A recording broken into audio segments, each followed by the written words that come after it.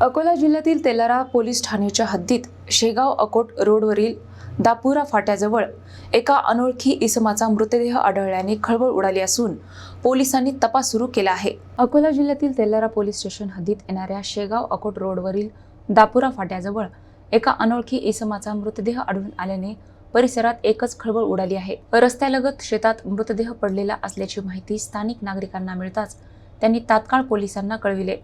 माहिती मिळताच तेलारा पोलिसांनी घटनास्थळी धाव घेत परिस्थितीची पाहणी केली।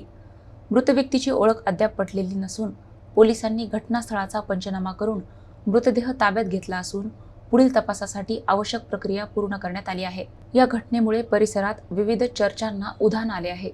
संबंधित व्यक्तीचा मृत्यू नेमका कशामुळे झाला हा प्रश्न अद्याप अनुत्तरित आहे। मृत्यू नैसर्गिक आहे की त्यामागे काही अन्य कारण आहे याबाबत स्पष्ट माहिती समोर आलेली नाही।